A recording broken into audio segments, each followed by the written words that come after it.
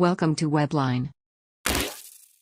ये दोनों अभी जंगल के रास्ते से जा रहे थे, पर अंधेरा ज़्यादा होने की वजह से जीचन को कुछ दिखाई नहीं दे रहा था।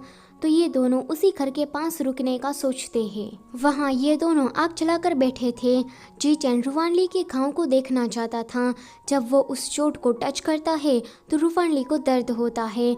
वो उससे पूछता है कि क्या तुम्हें दुख रहा है, तो रुवानली कहती है कि नहीं नहीं। तो जीचन कहता है कि तुम्हें दुख ही रहा होगा क्योंकि तुम्हें चोट काफ़ी ज़्यादा लगी है।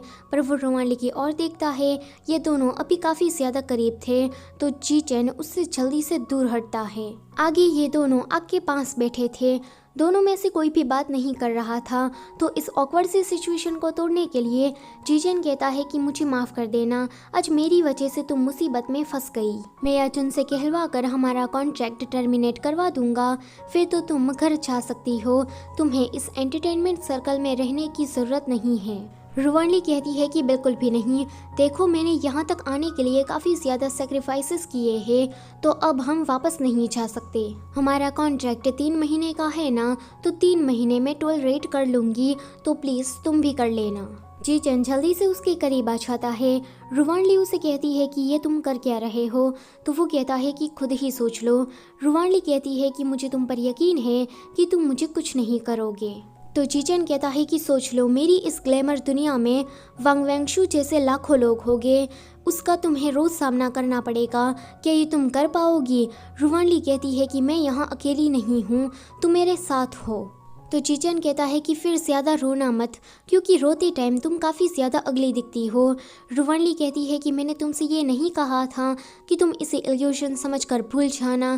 जीचन कहता है कि ठीक है, मैं ये बात किसी को भी नहीं बताऊंगा कि तुमने मेरे शर्ट पर अपनी सर्दी लगा दी थी। रुवानली कहती है कि जीचन, तुम मुझे इस तरह से नहीं चिढ़ा सकते।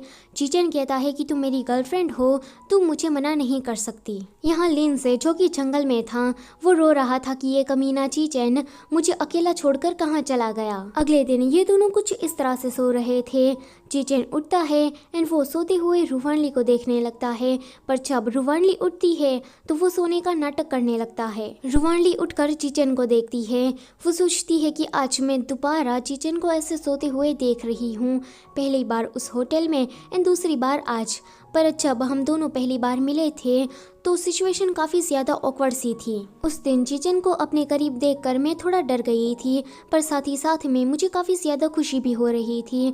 पर मैं ऐसा सोच रही हूँ, पता नहीं जीचन मेरे बारे में क्या सोच रहा होगा। तभी ही जीचन की नींद खुलती है, तो वो कहता है कि तुम ये कर क्या रही हो। तो रुवानली कहती है कि जीचन, जब पहली बार हम होटल में मिले थे तभी ही वहाँ पर बहुत सारे क्रू मेंबर आने लगते हैं, तो रुवानली की बात अधूरी ही रह जाती है। जीचन लिंसे से वांग वेंगशु के बारे में बता देता है, तो लिंसे कहता है कि उस कमीने को तो अब मैं देखता हूँ। जब जीचन और रुवानली टेंट वाली जगह पर वापस आते हैं तो ईलिंग यहाँ से जा रही थी। ईलिंग रुवानली को देखकर उसके पास आती है एंड कहती है कि मैंने तुम्हारे बारे में सुना, इस एंटरटेनमेंट सर्कल में तो ये आम बात है। फिर वो उसके थोड़ा करीब आकर कहती है कि तुम इसमें फिट नहीं होती हो, तो जितना जल्दी हो सके उतना जीचन को तुम छोड़ दो। ईलिंग इतना कह के ही वहाँ से चली जाती है। जीचन वहाँ आता है और कहता है कि उसने तुमसे क्या कहा, तो वो कहती है कि कुछ भी नहीं। ये लोग इसी आइलैंड में रुकने वाले थे, तो जीचन फ्री टाइम में अपना एक गाना लिखने लगता है। पर तभी ही उसे वांग वेंगशु के बारे में याद आता है, तो वो मुयांग को कॉल करता है एंड उसे वहाँ पर मामला संभालने को कह देता है। रुवानली भी फ्री थी, तो वो बीच साइड घूमने के लिए चली जाती है। वहाँ पर लिंसे आता है। लिंसे उसे कहता है कि रुवानली, तुम भी यहाँ रुकने वाली हो, तो वो कहती है कि हाँ, एंड अभी मैं थोड़ा रिलैक्स करना चाहती हूँ। रुवानली को ऐसे देखकर लिंसे के तो गाल ही लाल हो जाते हैं। वो उसे कहता है कि देखो ना, यहाँ पर कोई नहीं है, तो यहाँ खतरा रहेगा, तो क्यों ना तुम मेरे साथ सो जाओ। तो रुवानली कहती है कि क्या। पीछे से जीचन आता है और कहता है कि मेरे साथ सोने में कैसा रहेगा। अगले सीन में रुवानली अपने अलग टेंट में सो रही थी।